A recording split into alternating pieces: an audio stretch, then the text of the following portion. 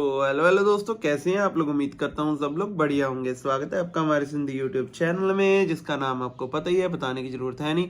आपने पिछली वीडियोस में इतना कमेंट्स किए, इतना सपोर्ट दिखाया, उसके लिए आप सबका थैंक यू। ठीक है, अब उम्मीद है कि हमारा चैनल चल जाएगा। ठीक है, तो आज की इस वीडियो में हम बात करेंगे एफडी में आपको कितना रिटर्न मिलता है। 7%। आपको कोई सेफेस्ट तरीका चाहिए जो एफडी से सेफेस्ट हो और ब्याज भी ज़्यादा हो। मतलब एफडी से सेफेस्ट ना हो, सबसे सेफेस्ट तो एफडी ही है। ठीक है, हम झूठ नहीं बोलेंगे, लेकिन उससे ज़्यादा रिटर्न वाली कोई चीज़ है तो उसको बोलते हैं कॉर्पोरेट बॉन्ड्स। अब कॉर्पोरेट बॉन्ड्स क्या होते हैं, क्या सिस्टम होता है, इसका सब बताऊंगा। ये एक लोन, मतलब एक लोन होते हैं जो आप किसी कंपनी को देते हो, कॉर्पोरेट कंपनी को देते हो। ठीक है, उसके बदले में आपको फिक्स रिटर्न मिलता है। 13% तक का भी आपको मिल सकता है। एफडी में 7% है और इसमें 13% है। ठीक है, अब मान लो कि आपने रिलायंस का एक बॉन्ड इशू हुआ, जिसमें उसने मतलब आपने उनको 1,000 रुपये लोन दिया 9% पे, तो रिलायंस आपको एनुअली 9% मतलब 9,000 रुपया देगी। ठीक है, और मेच्योरिटी पे आपको आपका पैसा वापस मिल जाएगा। ये चीज़ होती है कॉर्पोरेट बॉन्ड। ठीक है, अच्छा, इसको इशू कौन करता है? इसको इशू करती है प्राइवेट कंपनी, टाटा, रिलायंस। और रिटर्न कितना होता है? रिटर्न इसमें भाई 13% तक मैक्सिमम होता है। स्टार्टिंग हो जाती है इसकी 6-7% से। ठीक है, मेच्योरिटी इसकी 1 साल से लेके, मिनिमम 1 साल का तो होता ही होता है, 1 साल से लेके 10 साल तक हो सकती है। अब ये सेफ है कि नहीं है? अगर वो ए कैटेगरी में हो तो वो सेफ होता है। ठीक है, और जंक कैटेगरी में तो हाई रिस्क होता है। ठीक है, लेकिन उसमें रिवार्ड भी ज़्यादा होता है।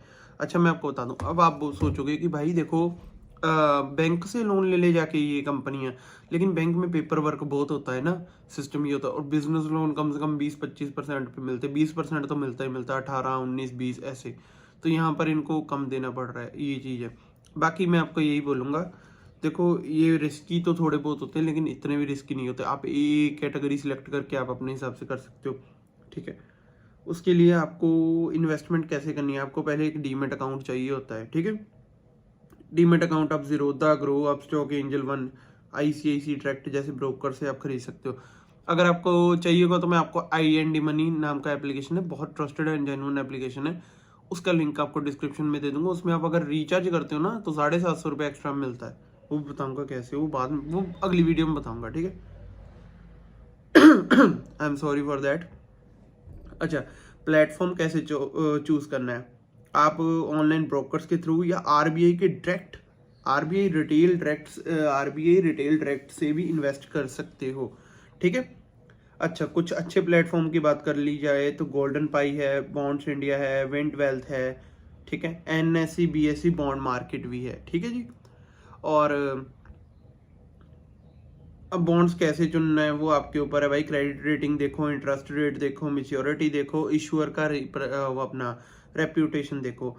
फिर आपको अपनी KYC करवानी पड़ेगी, पैन, आधार, बैंक डिटेल देनी होती है। उसके बाद नेट बैंकिंग या UPI से आप पेमेंट कर सकते हो। ठीक है, उसके बाद कॉर्पोरेट बॉन्ड पे टैक्सेशन कितना लगता है?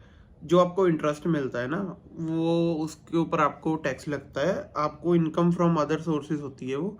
ठीक है, वो जब आप ITR फाइल करो तो बस आपको उसके इनकम के हिसाब से आपको टैक्स लगेगा। 12 लाख तक तो कोई टैक्स ही नहीं है, तो आप आओगे नहीं। पहली बात तो नॉर्मल बंदे तो, मेरे मिडिल क्लास बंदा ही देखता है मेरी वीडियोस, रिच बंदे तो शायद ही देखते होंगे, बाकी पता नहीं मेरे को।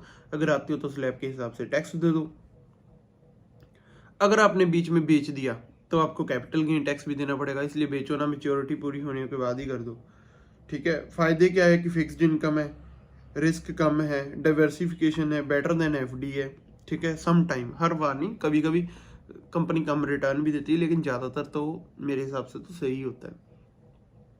ठीक है, नुकसान क्या है कि भाई डिफॉल्ट का चांस हो सकता है।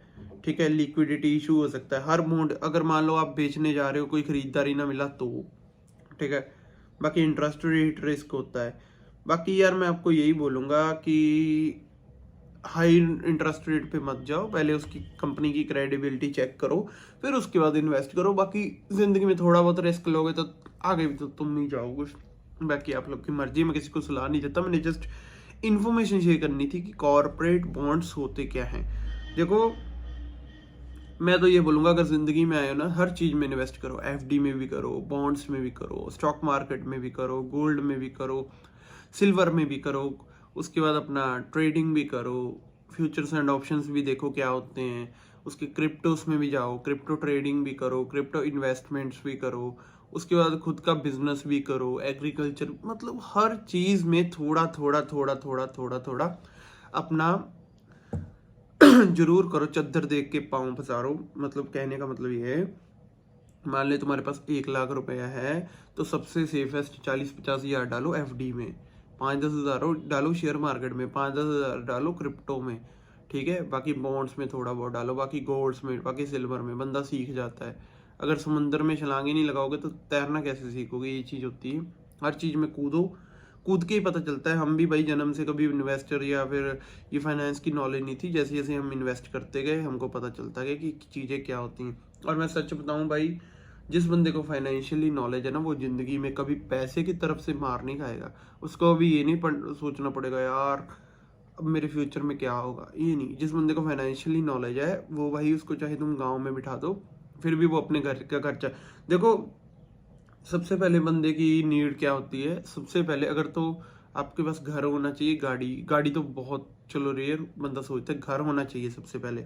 सबसे पहले अपना घर बनाओ जब भी कमा रहे हो, घर के बाद गाड़ी लो, गाड़ी के बाद अपने इनकम सोर्सेज एक्स्ट्रा अगर है तुम्हारे पास तो बिल्ड करो। ऐसे कर करके लाइफ में गुड हो। और बाकी अपना सबसे बड़ी इन्वेस्टमेंट है अपने ऊपर। जो मैं वीडियोस डालता हूँ ना, ऐसा ज्ञान लिया करो। मैं भी लेता हूँ, आप भी ज्ञान लिया करो। कहने का मतलब ये कि जो सबसे बेस्ट इन्वेस्टमेंट क्या है, जो अपनी अपनी हेल्थ पे करते हो, अपने माइंड पे करते हो, ठीक है। इससे ज़्यादा रिटर्न कहीं नहीं मिलेगा जो आप अपने दिमाग पे करते हो, ठीक है। अपने दिमाग को सही जगह लगाया करो हमेशा। इधर उधर की बातें छोड़ के अपना घर देख के चला करो। किसी के पीछे लग के कि यार उसने तो महल डाल दिया, अपना छोटा सा घर मत खराब करो। धीरे धीरे हर जगह में इन्वेस्ट करो। इन्वेस्टिंग की आदत डालो, सबसे अच्छी आदत है। लोन लेने की आदत से अच्छी इन्वेस्टिंग की आदत है। वीडियोस हमारी अच्छी लगती है तो वीडियो को लाइक जरूर कर दिया करो। चैनल में नए हो तो चैनल को सब्सक्राइब जरूर कर दिया करो। अभी हम धीरे धीरे ट्राई कर रहे हैं कि आपको अच्छे से अच्छा कंटेंट प्रोवाइड किया जाए, अच्छे से अच्छी इन्फॉर्मेशन प्रोवाइड की जाए। आप लोग सपोर्ट कर रहे हो, मेरे को भी देख के अच्छा लगता है। तो मेरा भी दिल करता है कि भाई चैनल में अपन, और आपको मैं सच बताऊं मेरी ये तमन्ना है कि जितने बंदे मेरे को देखते हैं वो सब फाइनेंशियली फ्री हो जाएं। लेकिन वो होंगे कैसे? जब उनके पास पैसा, तो पैसा इन्वेस्ट करने से पहले पैसा कमाने पे भी जोर दो, मेहनत करो दबा के, ठीक है। तुम्हारा भाई भी करता है। मेरे कम से कम भाई मैं आपको बताता हूँ 23 से 24 यूट्यूब चैनल है और मेरे डेली की मैं 50-60 वीडियो रिकॉर्ड मार देता हूँ, ठीक है। और उसके अलावा मेरे पता नहीं कितने का वर्क करता हूँ भाई, आप सोच भी नहीं सकते। मैं ऑनलाइन की फील्ड में बहुत काम करता हूँ, ठीक है। तो आप लोग भी काम किया करो, तभी आप पैसा इन्वेस्ट कर पाओगे। मेहनत का काम करो, लेकिन किसी को लूटना नहीं, किसी के साथ स्कैम नहीं करना, ठीक है। पैसा शॉर्ट टर्म नहीं, पैसा लॉन्ग टर्म वेल्थ बनती है, ठीक है। बस ईमानदारी से अपना काम करते चलो और उस पैसे को इन्वेस्ट करते चलो। भगवान है, भगवान, और भगवान को कभी मत भूलो, ठीक है।